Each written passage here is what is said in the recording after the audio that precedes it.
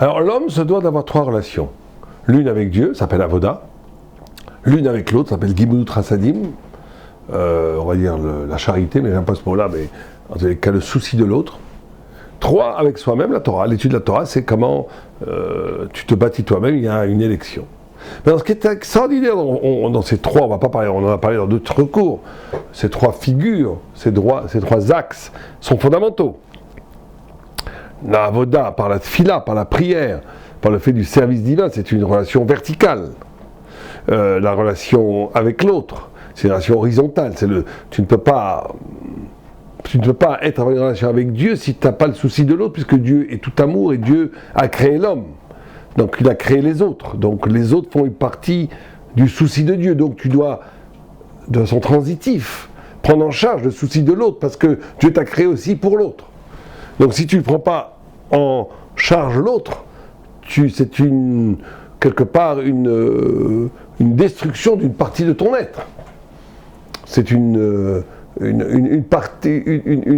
fourvoiement par rapport au pourquoi tu as été créé, puisque tu as été créé aussi pour l'autre. Et bien sûr, il y a le retour à soi, ça veut dire l'élection, le fait que l'estime de soi, le fait que tu as été créé, que tu as une pensée unique, qu'il y a quelque chose en toi, un génie, une génialité qui t'est propre, qui doit s'épanouir, s'émanciper par l'étude de la Torah.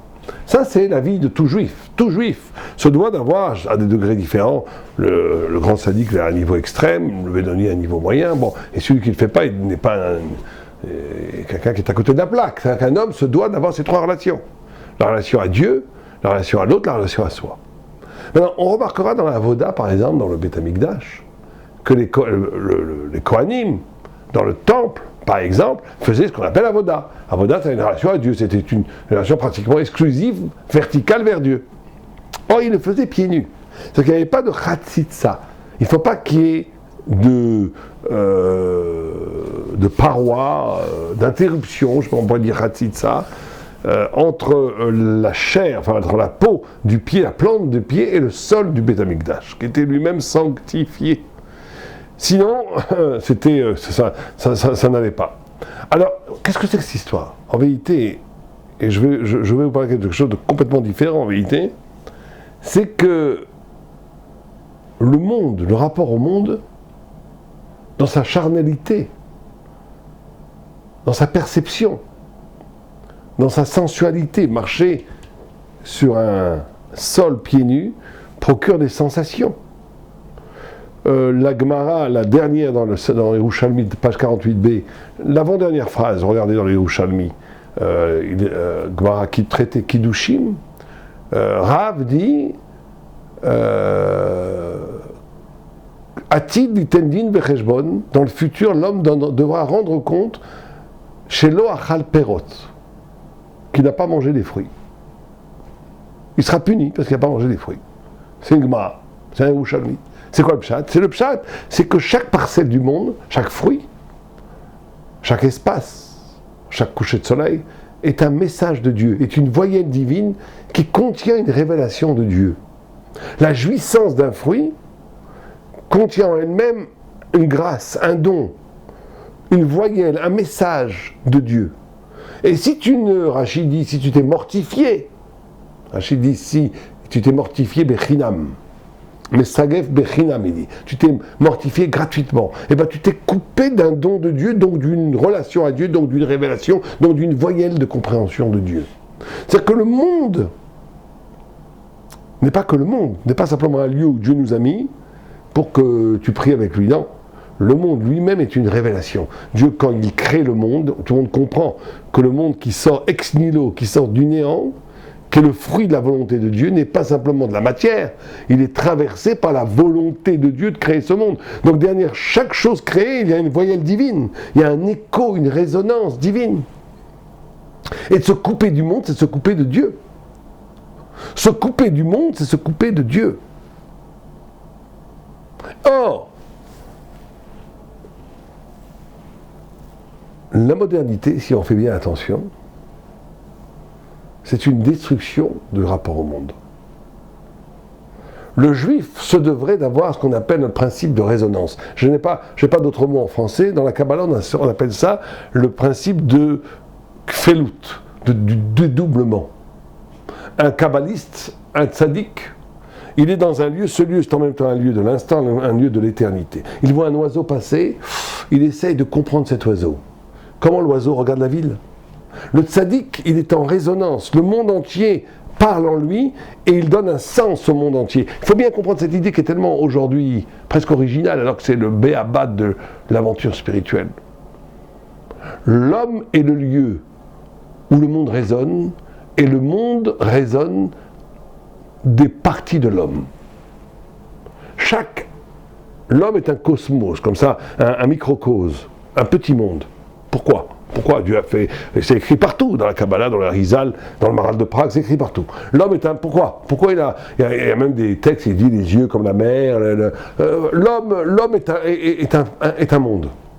Le monde a été créé à l'image de l'homme et à l'image de Dieu, et l'homme est à l'image de Dieu. Et le monde a été créé à l'image de l'homme et de Dieu. Pourquoi c'est comme ça? Parce qu'il y a le principe de résonance.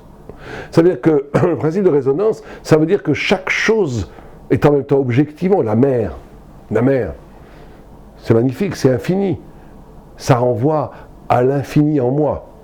Et l'infini en moi donne le sens à la mer de son infini. C'est-à-dire qu'une planète très lointaine où il n'y a pas d'homme, ça ne veut rien dire. Personne ne lui donne un sens. Si personne ne pose un regard de la conscience sur une planète, la plus magnifique soit-elle, je suis sûr qu'il y a des planètes dans le système solaire, au-delà de notre galaxie, sûrement au-delà de notre galaxie d'ailleurs, où il y a des choses magnifiques. Mais si personne ne les voit, il n'y a pas de sens. S'il n'y a pas de conscience, il n'y a pas de sens. Donc l'homme donne un sens au monde, et le monde, comme un miroir, renvoie des dimensions dans l'homme qui seraient complètement bouchées s'il ne rentre pas en communion avec le monde. Donc l'homme est une résonance perpétuelle, un aller-retour de je donne un sens au monde, et le monde, comme un miroir, ouvre en moi des sens, des horizons conceptuels, spirituels, poétiques, qui seraient complètement fermés sans la rencontre du monde, parce que le monde est divin. Et il se passe, à mon sens, quelque chose de tout à fait singulier dans la modernité, et je commence à croire que c'est un hasard. Le Yetzer Hara, à la fin des temps, avant que le Mashiach ne vienne, c'est écrit dans la Kabbalah, va tout faire pour bâtir un mur de plomb entre les Juifs et Dieu et entre les hommes et Dieu. Il va tout faire. Ça sera l'assaut final. Or, on voit depuis 50 ans, un siècle, une multiplication du znout, une multiplication de la violence, une multiplication de l'escroquerie de façon incroyable. C'est vrai. Mais je pense qu'il est beaucoup plus malin, le Satan, au-delà de ce déversement abominable du znout, de la luxure. Bon. En vérité, ça touche le bas. Mais il y a quelque chose de beaucoup plus malin qu'il faut dénoncer dans l'œuvre du Satan, qui est le fait de couper l'homme du monde. L'homme est coupé du monde à 3 niveaux. Géographiquement, l'homme est coupé du monde. On peut, même si on marche pieds nus aujourd'hui, on marche sur du bitume. Où est la terre? Trouvez-moi de la terre. Trouvez-moi du gazon. Frère, même le gazon dit ne marchez pas sur le gazon. Pourquoi? Parce qu'on veut te couper l'homme du monde. On te met des immeubles, tu vois plus le ciel. On t'enferme les gens, de plus en plus les gens vivent enfermés dans des maisons, dans des bureaux, avec des casques. Il n'y a plus de rapport au monde. Même la nourriture que l'on mange, elle est enveloppée de cellophane, dans du plastique, il n'y a plus de rapport au monde, on touche du plastique. Même les fruits, on ne connaît plus les arbres, on ne sait plus où ça pousse. Il y a des gens qui peuvent croire qu'un avocat, ça pousse par terre, qu'une pastèque, ça pousse sur un arbre. Les gens ne savent plus. On a coupé l'ombre, on a presque humanisé la nature, on a domestiqué l'être pour en faire une pellicule vide. Le but, c'est de couper l'homme du monde pour couper l'homme de Dieu. Et ça, c'est le premier isolement de l'homme. C'est par rapport à Avoda, à cette relation verticale avec Dieu, par rapport à Dieu. Rapport à l'autre, c'est le visage de l'autre. Le visage de l'autre, il a été aussi pratiquement anéanti par Internet, par les SMS, par les mails, par les 10 000 copains que je ne connais pas du tout, mais il est vrai qu'on a 10 000 copains, 10 000 amis sur des sites, Facebook je crois, 10 000 amis alors qu'on est seul dans son bureau. Très souvent, je sors très rare, mais quand je sors avec ma femme, au restaurant ou à quoi, je vois tout d'un coup une famille entière, chacun avec son ils ne se parlent pas. Je vois des causes. Est-ce qu'il y a plus triste que ça qu'un couple, chacun avec son smartphone, qui ne se parle plus?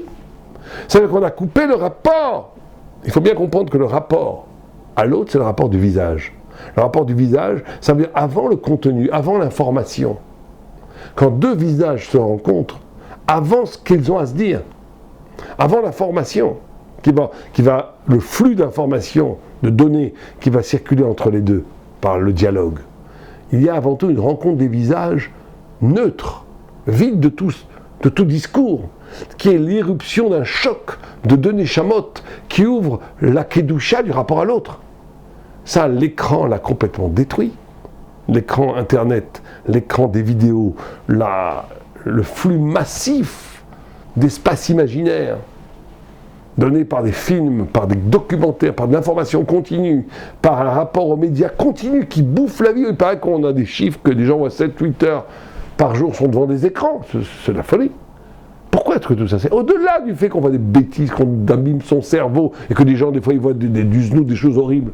Au-delà de ça, même si quelqu'un il voit que des beaux arbres, il voit que des beaux perroquets en Afrique, même s'il voit que géographie, je ne sais pas comment ça s'appelle, la nationale géographie ou je ne sais pas quoi, même ça c'est catastrophique. Pourquoi? Parce qu'il n'a plus de rapport au monde, il y a un rapport complètement artificiel qui le coupe du rapport au monde et qui le coupe du rapport à l'autre. Et ce rapport à soi est complètement esquinté par le fait que c'est très intéressant de voir ça. Je ne veux pas trop critiquer, mais aujourd'hui, le monde pédagogique, à part dans le monde de la Torah, de l'étude de la Torah, est un monde qui ne développe pas l'élection, la génialité propre de chacun. Chacun est là pour apprendre un programme. Il y a même quelque chose d'aberrant, où les gens méprisent les gens qui étudient la Torah à plein temps pour ne pas travailler. Je veux dire, pas en but de faire de l'argent, alors qu'on devrait les vénérer. Dans les yeshivot, dans les kollélim, il y a des gens qui pourraient là, facilement, dans mon kollel, c'est tous des génies pratiquement.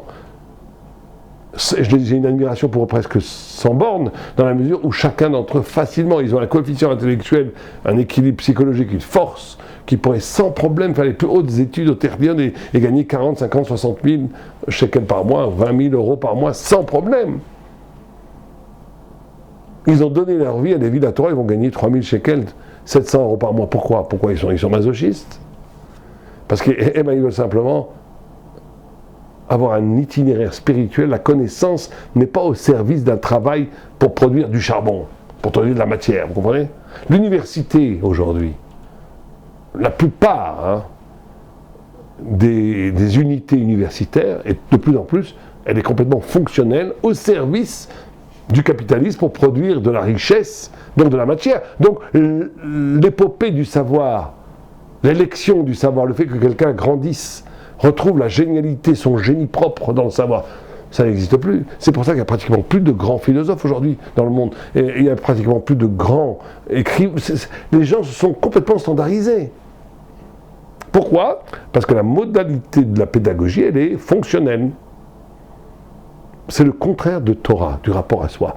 Ici, l'étude de la Torah, c'est toujours une étude qui se veut d'ouvrir en toi une dimension divine pour que tu sortes ta propre lumière divine dans ton rapport au verbe divin qui est dans le texte. C'est un événement qui n'a aucun rapport avec le fait de donner un diplôme pour aller travailler.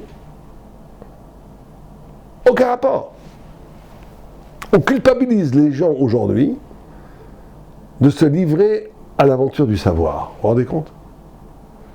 On veut couper l'homme du monde, on veut couper l'homme de l'autre, on veut couper l'homme de lui-même, de son élection, de sa neshama. Et ça, c'est d'après moi une manœuvre satanique infiniment plus puissante, plus dangereuse que tout ce déferlement d'horreur qui sont sur les images. C'est l'idée même de l'enfermement et de l'arrachement de l'homme de sa destinée, de son intrigue, qui est en jeu. D'ailleurs, aujourd'hui, on attaque même le sommeil. Le sommeil, les gens, il faut plus qu'ils dorment, il faut qu'ils travaillent. Il faut qu'ils soient actifs. C'est comme si le sommeil, c'est peut-être le dernier rempart à l'agressivité du Satan, parce que on ne peut pas le récupérer, on ne peut pas faire d'argent avec le sommeil. On ne peut pas intégrer le sommeil dans quelque chose de productif.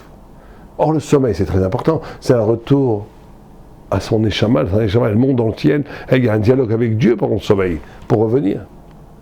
Donc le juif doit reprendre pied. Même les hommes, je peux faire un appel même universel à l'humanité. Reprendre pied. Et nos sages nous ont dit, Rabbi Nachman de Breslav, Zatzal, Ravolbe, Itbo des doutes.